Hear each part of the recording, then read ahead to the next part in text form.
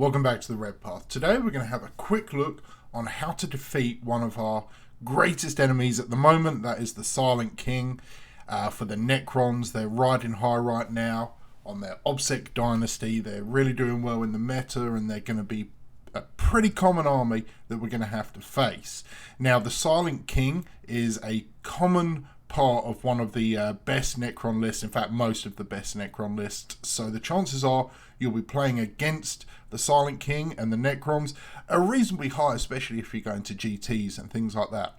So I was watching a game at the weekend on War Games Live and there was a Necrons mirror match and a conversation between the players came up which piqued my interest, so I dove into the rules and had a look, and it turns out we actually have a little trick we can pull off against them.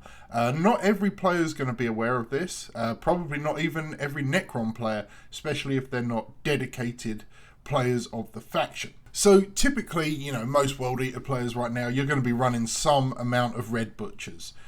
They're possibly our best unit that we have access to. They're incredibly powerful. They're slightly better than they were pre-codex, just because the additional attacks and stuff. You know, there are some slight changes, but overall Red Butchers are absolutely amazing. So the first thing we want to do is you're going to need to stage manage your charging position. You probably don't want to be shooting the Silent King in this situation, because you need the menhirs alive, and this is actually vital. If both the menhirs are destroyed, then this won't work at all, and if one of them is destroyed, then it'll be very difficult. But what you want to do is get the best charge range you can on the Silent King, and you're going to want to have it onto a menhir. And the reason for that is one of the biggest problems we have specifically with the Silent King is he makes anyone in engagement range fight last. The thing is, when you read the actual rule for the obeisance generator, it reads as such. At the start of the fight phase, if there are any enemy units within engagement range of Sarek, then until the end of the phase, those units cannot fight until all other eligible units from your army have done so. So, this model, the Silent King, or the King himself, is Sarek according to the keywords, and these are triarchal menhirs. So it's only if you are within 1 inch of Zarek himself that you will suffer the fights last.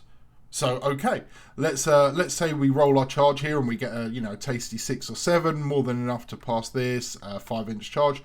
So what we're going to do is our charge, if I can do it properly, we're going to charge and we're not going to be within 1 inch of Zarek himself. So at the start of the fight phase, he is not able to make us fight last, because whilst we are engaged with his unit, the unit is called the Silent King, the individual models are called Zarek and menhirs. So we are not within 1 inch of Zarek, so we cannot be made fight last. So let's activate first, because we don't want to get interrupted by Zarek, and we're gonna play around this as well, trust me. So we've got 10 Terminators here. Of course, I'm not going to go into too much, but we would pile in so all are eligible to fight. Okay, it'd be something like that. Okay, so after we've charged, what we are going to do is spend 1 CP so we can stoke the nails. This will guarantee that we're getting exploding 6s, but crucially it'll put us at strength 8. So that means we'll be wounding on 3s against either the Silent King himself or the menhirs, because they're all going to use the same toughness value. So let's go ahead and get some dice here. We're going to need 51 dice. So here we are. We're going to be hitting on 3s here. So let's go and do that, and then 6s will explode. And that's a pretty impressive roll there, 45 hits. I'm just going to keep the 2s in because they'll be the exploding 6s. Now, because we use Stoke the Nails on Red Butchers with accursed weapons, we're actually going to be strength 8. So we will be wounded on 3. So let's go ahead and do that. Pull these out. So we've got 27 wounds. Now they will go through to the 4-up invuln, but you know, that's not bad. We'll take that. I'm pretty sure, yeah, models in this unit have a 4+ invulnerable save, so he's going to save half of these, but let's see what the dice say.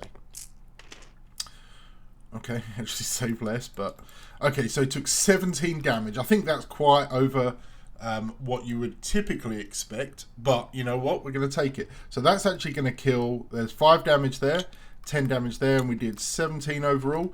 So the Silent King is actually going to go down from 16 wounds to 9. I can't mark it here, but what we will do is put a 6 and a 3. So we know he's on 9.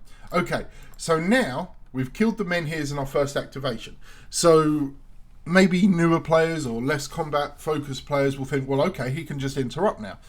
The thing is, he can't. The Silent King, after losing his menhirs, is now not within engagement range. You have to be, if you're the recipient of a charge, within an inch, or 2 inches in some weird situations with terrain, of an enemy unit to be eligible to fight.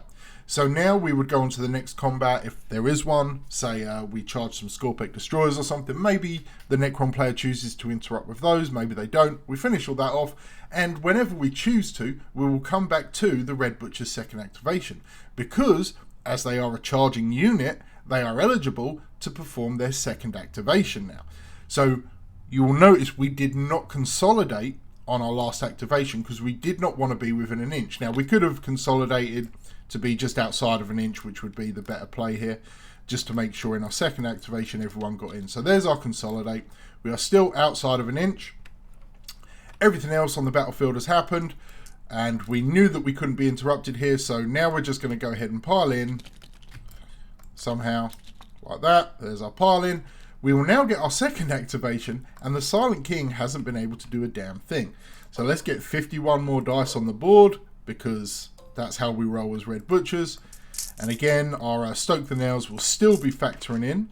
So here's our hits. We'll go ahead and copy and paste our 6s here. So we got 51 attacks with 50 hits. Pretty nice.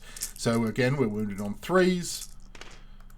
So now, if I can delete these dice, the Silent King has to take 33 4-up saves. So let's see what he does.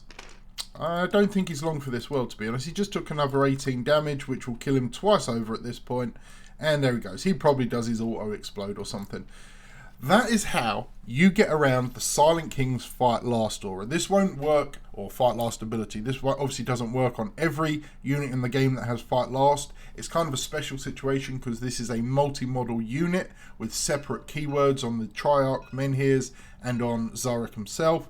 So it's a little bit different, but with the prevalence of Necrons in the meta right now, I think it's a very important one to hang on to and to keep in your memory, because you will at some point be facing them, and Red Butchers are one of the few units we have access to that will reliably shut down units like the Silent King, just because of the defensive layers they have, and we just get around all of that with volume.